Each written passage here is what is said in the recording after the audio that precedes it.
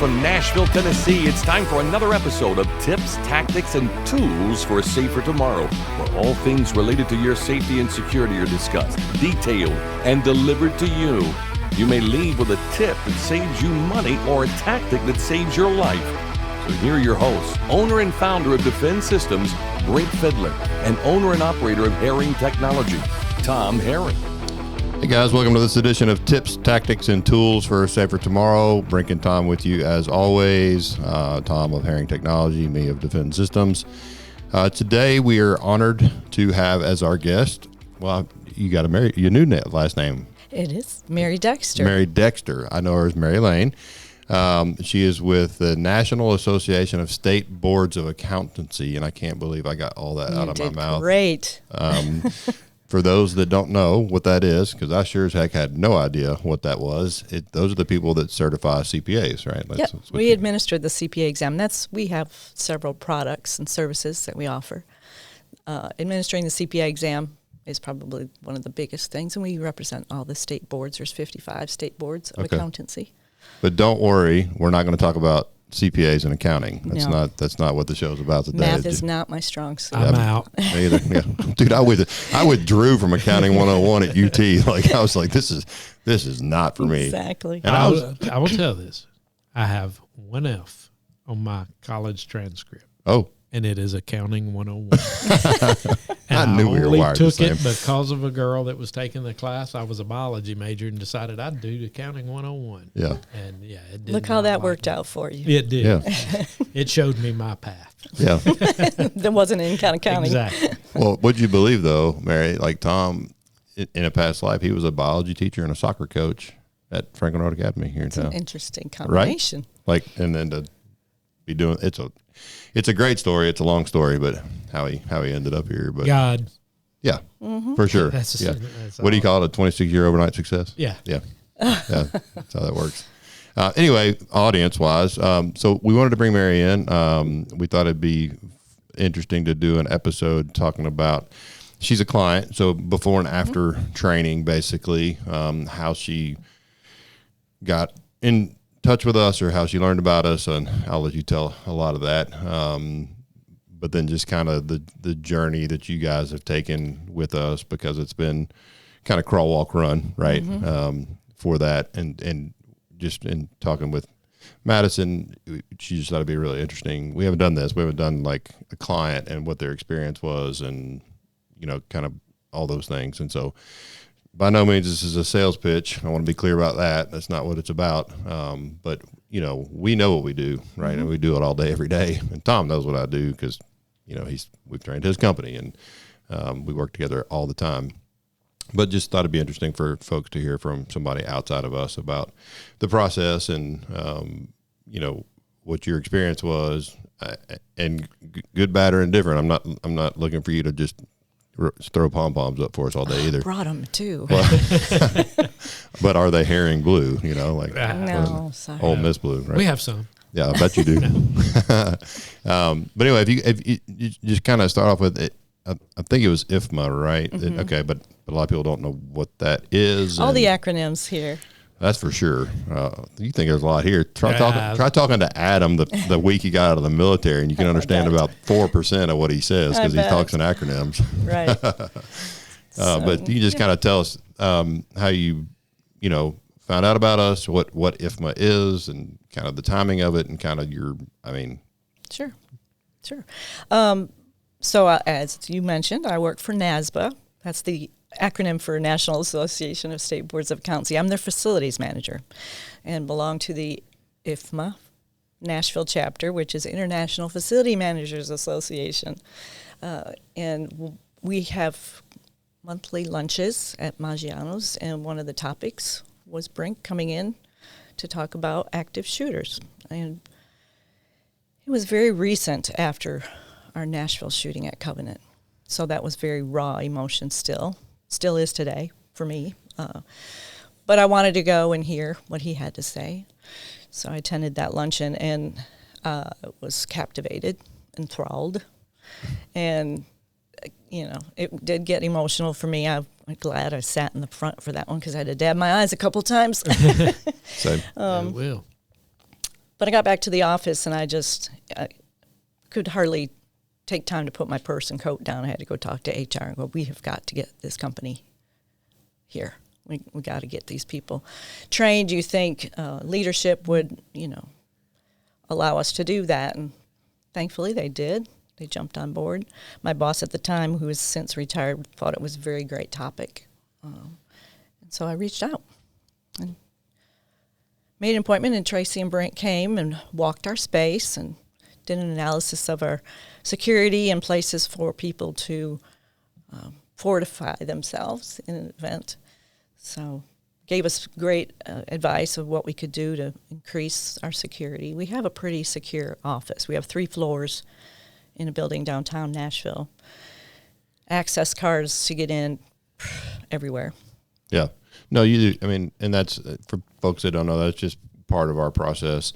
You know this already, but just for the audience purposes, like when people bring us in for training, I mean, one of the things we do is a walkthrough beforehand, but it's not a full security vulnerability assessment, like with a report and all that. Like we do those obviously, but they're really expensive because they're really time consuming. Mm-hmm. And, I'm kind of a full disclosure guy. So I tell clients up front, like, hey, like if you walk with us on this walkthrough and bring something to write with or take notes, you're going to get basically the same thing, not quite as comprehensive as a full SVA, but just that's part of our process to point out vulnerabilities. It's kind of like you, Tom. You can't. It's your due diligence. You can't walk a space without seeing it and saying something. Like it's just that's how you're wired. I mean, we're both wired the exact same. We're both diplomatic about how we say it. I mean, Tom doesn't walk through a facility and be like, God, you guys suck at security. Well, you're all going to die. Like there are some we have said that. That's probably true. Knowing you. But why would you put an open door right there? Yeah. You're just asking for it. Well, I find it so interesting, though, in your position as the facility manager, that's how the security aspect of it got brought in. Mm-hmm. And that's what's so neat to Brink and I both, our clients. We never know, is it a security director at the facility? Is it the CFO? Right. Is it the CEO? HR? HR? CIO? A lot of times it's HR, just with risk and everything, it gets brought in. But I think that's a great point. And you were at IFMA, mm-hmm. The Facility Management Association, which Correct. A lot of those do look at it. Mm-hmm. But it's not, I would dare say it's probably not your trained background of security for the building, but yet it falls in your lap. Right. And physical security and access control is under my purview, but... and you wore a lot of hats at I wear NASBA. a lot of hats. Yeah. Well, but you've had a lot of different. I mean, she's been there. I mean, you would never know. You would think she started for as many years as she's been there. You would think she started there when she was 4 years old because she can't possibly be old enough to be there that long. But she's been how long? It'll be 28 years in August. Yeah. Oh, wow. But not always as facility No. manager. So she knows that. I guess it's company, right? Mm-hmm. Entity, whatever. Extremely well, and this just happens to be the hat you're wearing now, but because you deal with facilities people a lot, and one of the first podcast episodes we did, we had a facilities guy in here from, was that JLL, I think? Mm-hmm. Yeah. Oh, right. Mm-hmm. Yeah, to talk about like all the things that people don't think about from a security standpoint that end up falling in facilities' lap. So, but you're also, from what I'm just getting to know you, like-minded, you're very proactive. I mean, obviously, if you went back to leadership after hearing my 1 hour, again, it was raw. It was right after mm-hmm. Covenant. Like it was very soon after Covenant. Like it was hard for me to even do it. And I wasn't even covering Covenant at the time. It was just, I'm not going to not do this. It's always important. Like, but it was hard. So it was a lot more people who were hyper focused in the room. I think. Right. Just by the nature of the timing, but the fact that you went back and went to HR and went to leadership and said like, because it's niche, right? I mean, active violence mitigation training. At this point in society, most organizations realize that number one, they need to do something for their people around this. It is a problem, mm-hmm. That's not going away. 100%, sadly. And it's just like, do they know what to do in the event of severe weather? The answer is yes. Are you ever going to experience a tornado? Probably not, but you know what to do, right? Like, so it's the exact same thing. And obviously you saw that after sitting through my spiel and went back and just said, you know, hey, this is a thing. More than likely never going to happen to us, but you know, it's a problem in society. Sadly, I mean, obviously if I do this for a living, that says everything about where we are in society. But I think if I remember right, and you test my memory a little bit so you can expand it a little bit here, that year, because it was the middle of the year, I mean, like y'all hadn't budgeted for this for the whole organization. So you got them to move on it, but a limited group, wasn't it, if I remember right? It was the first group. I'm also in charge of our business continuity and disaster recovery plan, and I have a group of people that work with me on that, making sure that our plan is up to date. I do tabletop exercises every year. So those folks were invited. We have floor wardens who assist in the event of an emergency evacuation situation. Those folks were invited, and then top leadership. That was our first group. I don't remember. Do we do a couple sessions first time around? I think we just had the one. Okay. I couldn't remember. Yeah, because I think we had maybe 20 people in that first session. Yeah.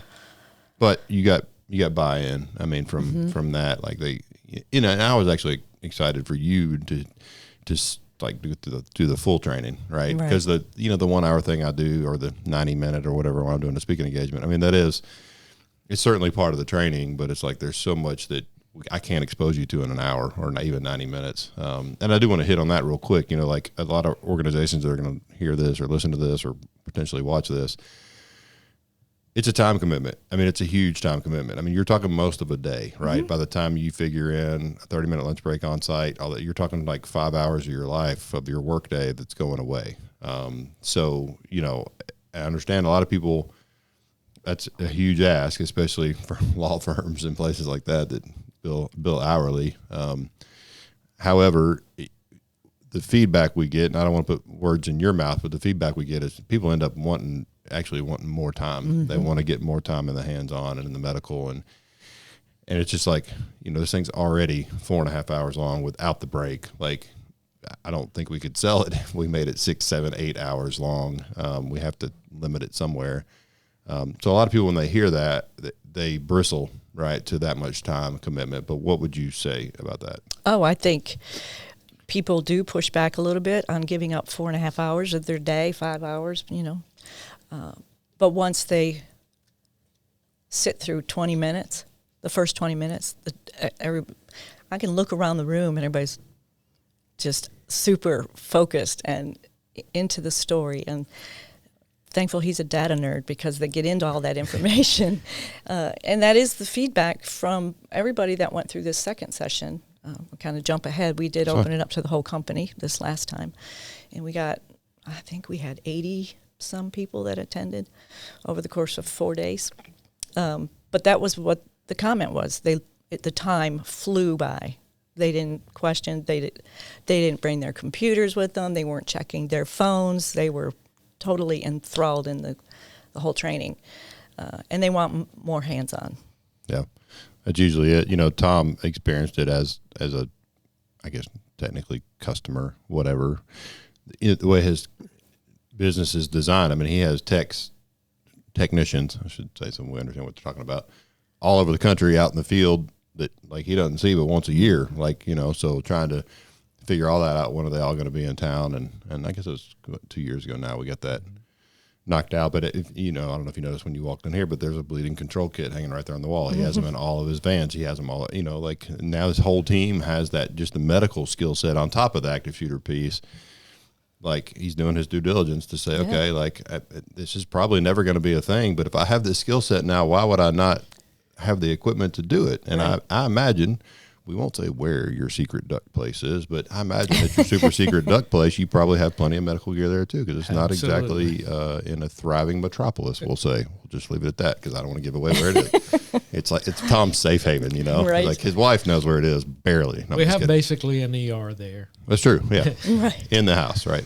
An arsenal. Yeah. It's both. It is. It's definitely both. But Brink, I want to, you know, you brought up a good point. You guys are contained in one office building, and, you know, something happening there. And you mentioned when we did the training, we brought all of our techs. that's two different types of businesses. One, we're out in the community everywhere going, but they're representatives of us. So the probability of something happening is at a location one of our people are at is why we saw it as a benefit. Correct. Yes, you still have the probability at your place, but it's one place. We wanted them trained, so if they're there and something were to go on, while they're on site or anything at all the different places. And I think for listeners and the businesses that are hearing this, take that into account, because a lot of people look at it as, well, our people aren't even here. It's Right. just a few of us sitting here at the office during the day. Well, yeah, but your people are everywhere. And as the training says, they're driving to and from. They're more likely to see something and need that equipment and that training where they are with medical, than even just at the facility. Right. So you're right, and I explained that when I was trying to get leadership to jump on board. I said, the likelihood, because we have such strong security, of it happening in our building is probably slim, not out of the question. I mean, you get disgruntled employees all the time. Sure. A CPA candidate who gets really mad they didn't pass. well, we laugh, but that's, you just don't know. you don't know what that last trigger is to a human on a rejection. And but we also host a lot of conferences and meetings around the United States. They're in, meeting events at hotels. And so I was like, our whole communications team and several people travel from our office to these meetings. So why not empower them with that type of training in case something happens at one of those events? Amen. And you saw it firsthand when you really got to see it. So the walkthrough and some of that stuff and the aerial shot, I mean, we do customize your training to some degree to your space, but the curriculum is applicable in your whole life, right? You're, and I know this was big for you, and you said as much, and I think a lot of organizations need to take more credit for bringing in, not necessarily our training, but just training. The message you send when you do that, especially a program that's applicable in your whole life, not just at work, is you're sending the message to your staff and your employees that you care about them, not just when they're there. Like, you're giving them a skill set when they're at the mall with their family or at a restaurant, or it's not just for work. Titans game of, all the above, right? Yeah. And, I mean, we harp on pre-hospital and trauma medical a lot, but, we've got 3 instances where people have had to conduct life-saving techniques on people after going through our active shooter program, right? But 2 were car accidents and one semi-recently, I guess, what is it? I think it was August of 25, so 6 months ago. Really bad, basically construction accident with a miter saw. Oh, gosh. If you've not seen that video, then go. It's on the website. We interviewed the guy, but they brought us into. Is that the gentleman who had his son put the tourniquet on? Yes, I did watch that one. Yep. And I'll never forget. He was talking to me about it, and he was trying to hold pressure while his wife's driving. He's trying to tell his son how to apply the tourniquet, and his son's like, "Is that good?" He's like, "No, tighter." And his son's 17, right, and a baseball player and strong. And he's like, "Tighter," and he's like, "Yes, tighter." He said, "I only knew from doing it in the training, like, how bad it has to hurt to know." Like, it's not hurting bad enough. Give it another twist. That's right. And so, and I'll never forget, when they first walked into the ER, I won't say where, it doesn't matter, but the initial contact in the ER was like, I don't know if you need a tourniquet, and we can take that off. And the guy who had the tourniquet on is like, "No, you're not taking." Like, he knew what kind of damage he had. He knew how much blood he lost. And then they got to the back, and he said they were so impressed, not only that I had a tourniquet, but that I knew how to use it. Yeah. And they were like, "No, do not take that off. Like, not right now." I mean, because he cut his radial artery in half. I mean, like, it wasn't a nick. It was Through and through. Right. So anyway, I don't want to harp on all that, but the point is, I mean, we don't. I think it's important. A lot of people hear this topic like we need to do this. Nobody wants to do this, right? Let's be real. Like, nobody wants to say, "Oh, I want to train all my people for active shooter," because that's terrible, right? And so it's like, well, nobody wants to do that type of training. they understand we live in a world where it's necessary or potentially necessary. But one thing we try not to do, we got to know our audience, right? Like that's big for me. I say that all the time, and people are probably tired of me saying it, but like it is so important with this kind of stuff to know your audience, because we don't fearmonger, right? No. Like You empower. well, thank you. That's our goal, right? That's why our company tagline is empowering you to save lives, including your own, because like I'm not going to be there, right? Like I want to be there when it pops off. Adam wants to be there. Tom wants to be there. People wired like us that are, quote unquote sheepdogs, whatever you want to call us. Like we live for the day to be there when a bad guy does something stupid and tries to victimize people so that we can step in. We're not going to be. I mean, the data just doesn't support that we're going to be. Like it would just be a fluke. So the second best thing in my mind is giving people tools to help themselves, right? I mean, like that's at the end of the day. And it's really what you do, to be honest. Like, you provide service and technology, but you're giving them tools to help themselves, like at the end of the day. Correct. Control it. Stay left of bang. Yep. Or God forbid if it's right of bang, get to the bottom of it quickly.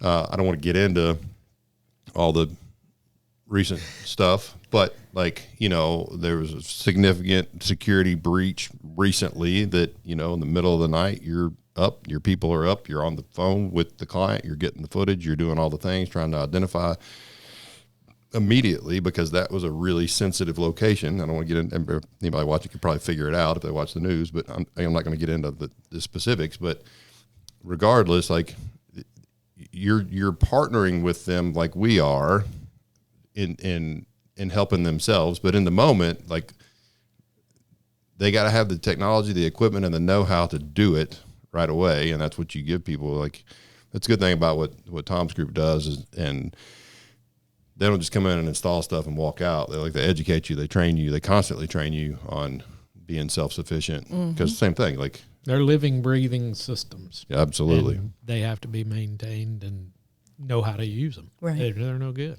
Well, just like you probably know how to manage your access control really well, right? So if you terminate somebody, you can probably walk in there and go, bloop, right? Like, well, imagine if Tom had come in and just installed your access control system and been like, all right, well, if you fire somebody, give us a shout. We'll talk to you later. And it's like the world's most angry person that you just fired and you can't get somebody to pick up the phone. Like it all, what he does and what we do all ties back together, and that we're trying to help other people help themselves. Not that we don't want to help. Of course we do. But the data, the reality, all the things that when you look at all these events, not just active shooters, security breaches, all the things, is like on-site, real-time involvement of your personnel who are assigned to this kind of stuff makes a huge difference, and makes a huge difference right away. I want to go back to the fear-mongering thing, and I know I got off on a tangent a little bit there, but I talk for a living, Mary, can you tell? No. So neither can I. I don't ever get a look from Madison either when I say that, but it's important to cover past events, right? It's very important to cover past events and lessons learned from those events. And I know you do it all the time, just in improving your company across the board. But for what we do, it's really important. I personally, actually, our whole team personally feels like we owe it to like every victim of an active violence event to be better at this and to learn from, what may have cost them their lives, and I think their families would feel the same. I know personally certain families that have been impacted by these that do feel that way. Like my husband's not here, my child's not here anymore. So if there's something that we can learn from that moving forward and help other people, they want to do that. So we that's why we cover them. And also it's it's kind of it's part of our process, right? You can imagine if I had just walked in to, let's say, the IFMA meeting, and I just started with the DEFEND acronym. I said, hey, folks, if you ever find yourself in a situation, this is what you do. You guys would not have been engaged or as engaged or listening. So for you personally, tell me, or feedback from the team, what do you feel like that first 45 minutes to an hour on the historical does, like for the audience, if you will, or the student? I think it makes it real. It brings us to the moment of that particular shooting that you deep diving into the background to the story and what happened. It makes what we learn at the end real for us and why we need to know this information. You know, we're not asking people to bury their head in the sand that it's never going to happen. I just think it's very important information that ties together so well. It's engaging, it's captivating. I don't think there's any fear-mongering at all. In fact, this last session, there was an employee who spoke with you afterwards who had been in a similar situation. And I was very proud of her because I did not know that information, but that she attended and didn't just choose not to come to the class. She was worried, and she asked, am I going to get upset? I'm like, no, not at all. Yeah. If it doesn't bother you, something's wrong to begin with. Right. You know, I mean, To a certain be extent. honest, to an extent. Mm-hmm. There has to be a care and then enough initiative to say, I want to do something different or better. And I want to know what to do. Yeah, absolutely. Yeah, I have to give credit where credit's due is to Gloria. She I never had the words to describe what I was trying to do, and then Gloria, who was a client and now works with us, said, you know, with the program the way it is, she said, what you do is you get people emotionally invested without traumatizing them. Right. And that's what I was trying to do. I just didn't have the words for it. Like, you know, I'm not the most eloquent person out there. And Blunt. right. So, Did that come out? I'm sorry. I didn't I'm feel sorry, like- pot, kettle, what? Please, like, okay, I'm blunt. Jeez. Anyway, that's what I'm trying to do, right? Like, hey, I need you to understand that, like, number one, this is a huge time commitment on the part of your people that are sitting there listening to this for that long. Why are they going to listen? Like, why should I listen to you for 4.5 hours talk about this problem? Furthermore, I can't just start with this is what you should do.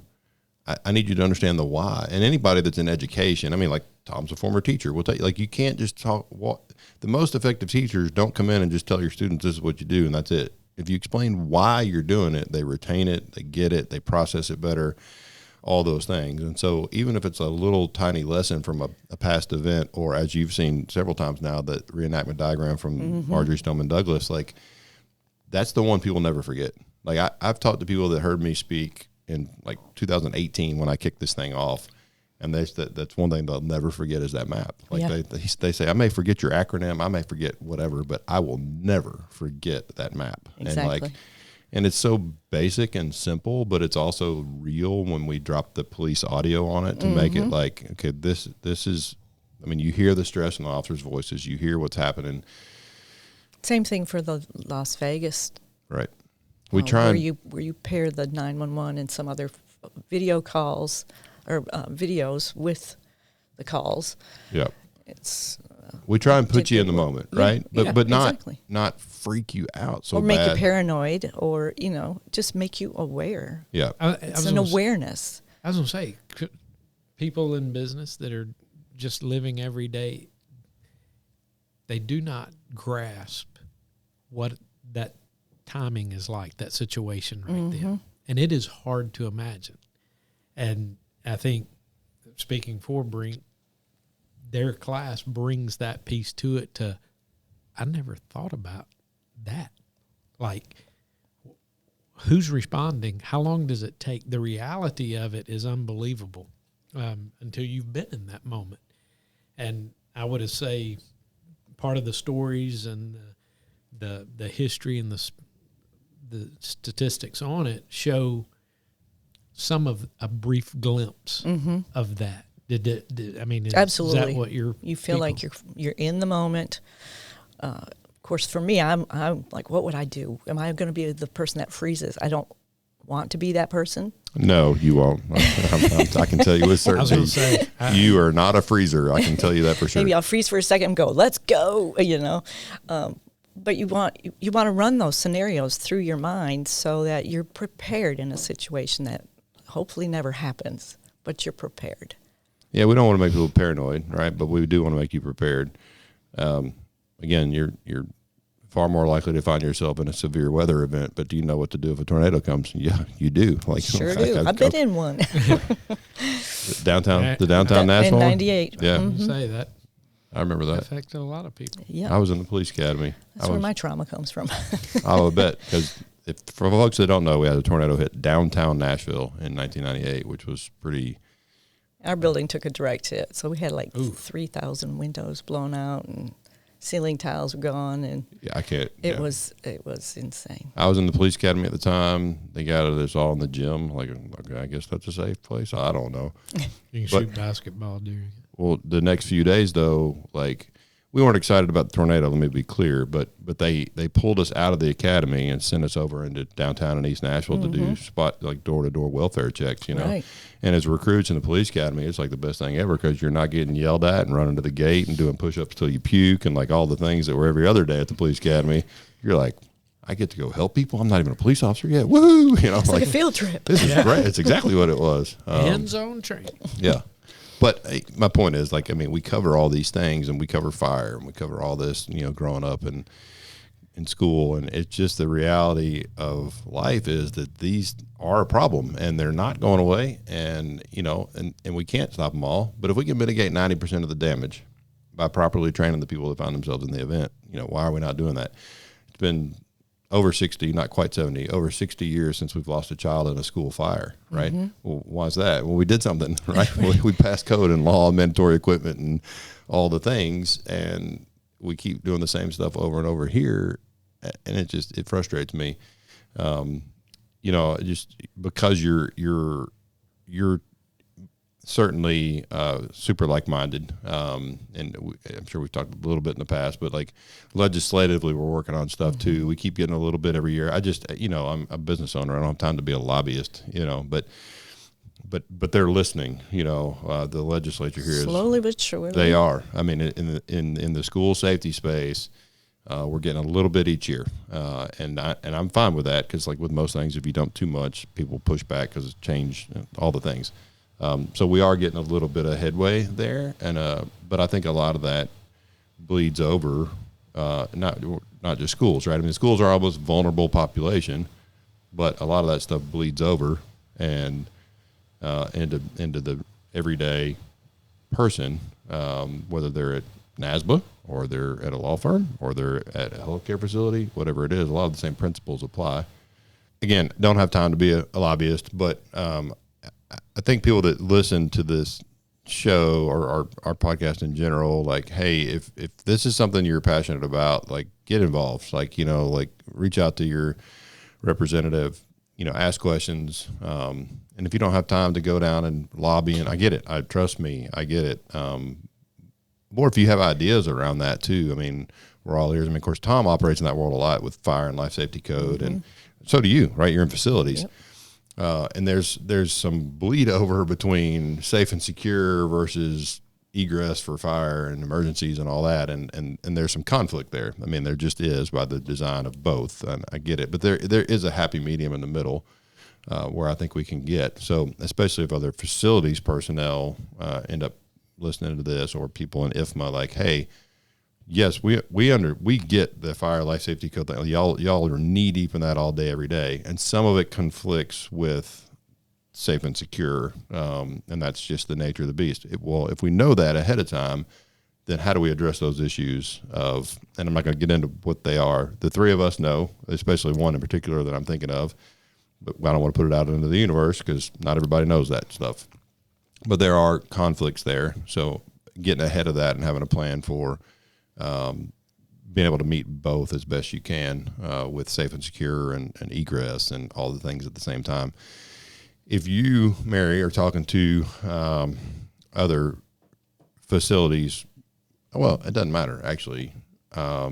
People that are either not doing some sort of training for their people, or think it's not important, or are on the fence about it, and again, not just necessarily. I mean, obviously, your experiences with our program, but I want to be clear. I'm not tooting our horn. I'm just, now that you've been exposed to it, had your people exposed to training, what would you say to people that either haven't done it, aren't thinking about doing it, or can't decide if they want to to have the time and financial commitment to do something like that? I would say, why wouldn't you? There's just no, in my mind, there's no reason not to empower people with knowledge that could potentially save their life or someone else's life. To me, it's a no-brainer. But I don't know if people are they desensitized? Are they just head in the sand? It's never going to happen, so why spend the money on it? Well, you go to the grocery store. Right. We've heard incidents happening in the grocery store. Huh? It's why? Why not do it? Why not train your folks? Well, and I think of a lot of people's the head in the sand. You said that of, I just don't want to hear about this. Right.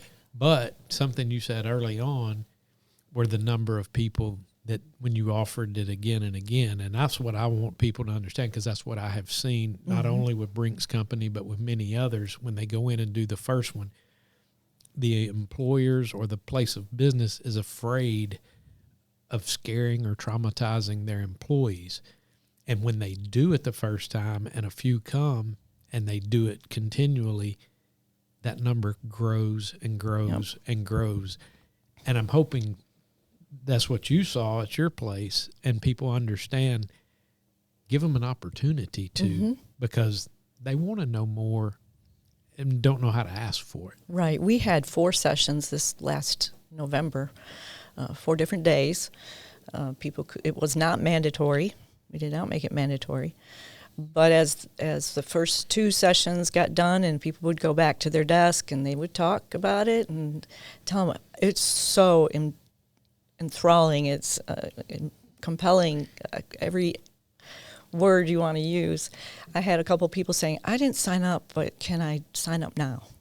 So we drew some people in just from word of mouth, people going back to their desk and talking.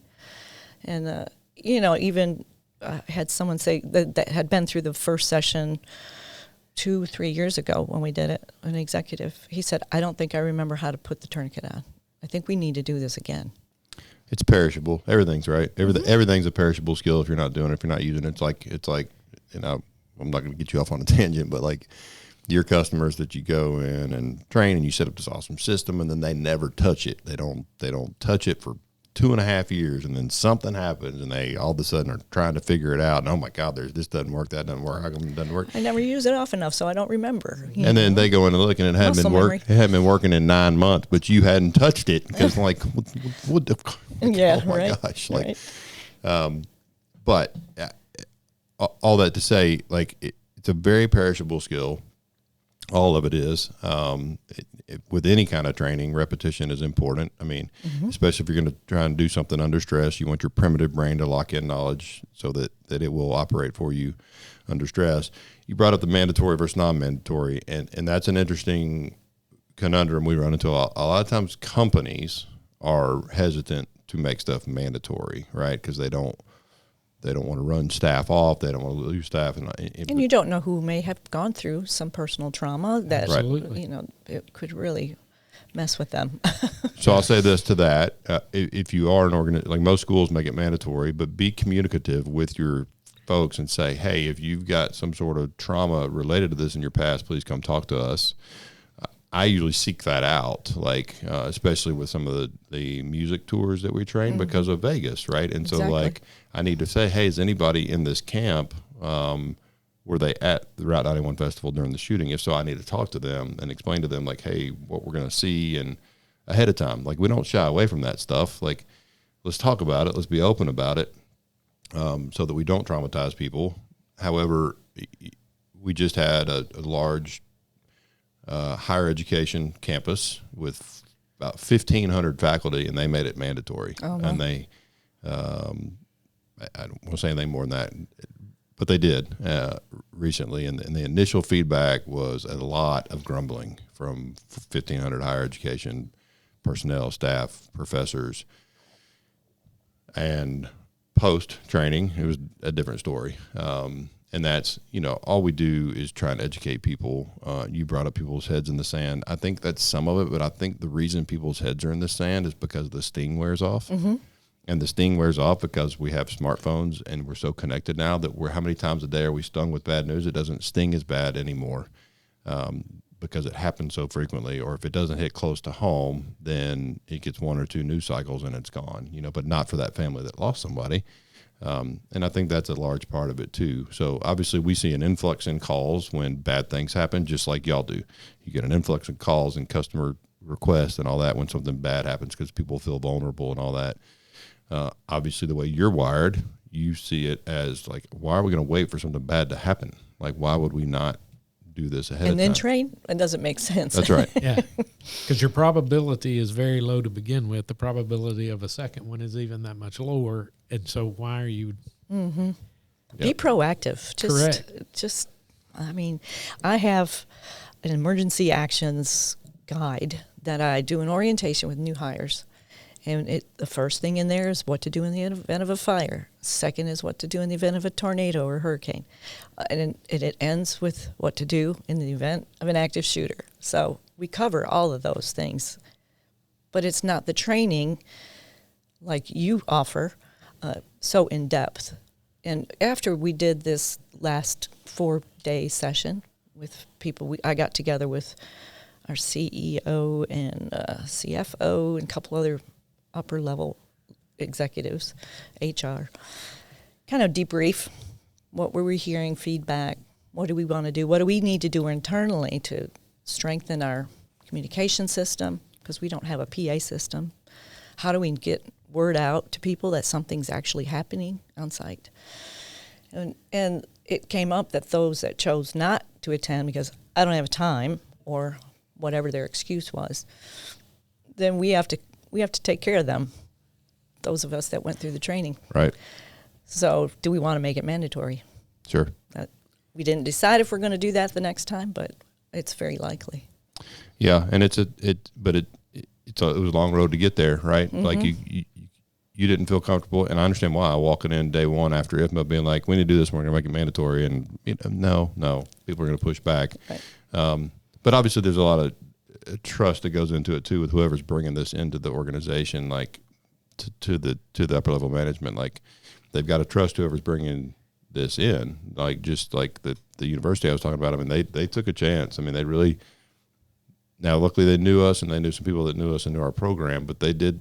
That was going out on a limb, right, to make it mandatory for leadership. And I get it, and so I understand the hesitance there, but. I'm not saying everybody should make it necessarily mandatory, but to your point, like those of us that decided to become prepared, now we have the burden of caring for all these people that don't know what to do. And I understand, like in a preschool, it's different, but right. With other adults, yeah, I don't know. But again, I wanted to make, just wrapping up, I wanted to make one thing clear. This is not about. I mean, yes, we wanted to hear about your experience with us before and after, but the whole point of this is to talk about like. The importance of preparation and training your people and giving them a skill set outside of work and all those things, not necessarily just our program. Obviously, we're talking about our program because you're here and it's me, but just the overall concept. And same with Tom of like if he's going to come in and put in this amazing technology system for you to be proactive and to help your people and all that, it's on you to like keep your people trained and do, and he does that. Like, but not if you don't take him up on it. Not if if you don't make things mandatory with your staff turnover and all that, then it's useless. And again, hopefully nothing ever happens. Great, then you just walk away with a skill set that you never have to use. That's fantastic. Right. But if it does happen, then you at least have some skills to help yourself until the good guys get there. I'll close with this. People often call police, fire, and EMS first responders, and that's not accurate at all. They're the second responder, right? Like the people on the boots on the ground. The 100% are the first responders, but not if you don't know how to respond. Mm-hmm. So I do appreciate you coming in and taking the time to do this. Thank you for having me. Yeah, it was a no-brainer when we talked as a team. Like you were the first name that came up. Just because you're vocal, you're a fan, you're a supporter, but you believe in it. Like you're not just. You don't just like it. I mean, you're a huge believer in what we do in our process and our program, and we appreciate that, obviously, the trust in us, but we appreciate your time today because it's something you obviously didn't have to do. But now that you've seen behind the curtain at Herring Technology, too, it's probably worth quick sales pitch for you, Tom. Sorry. It's probably worth you coming back and doing a lunch and learn here. Okay. And maybe, some of the other people like facilities folks that, because you haven't seen anything. If you think just walking in here is like what they can do for organizations is pretty unbelievable. I'm obviously a little one-sided, but I'd put them up against anybody, any integrator out there, any provider out there, because the difference is they're not just an integrator, they're a solutions company.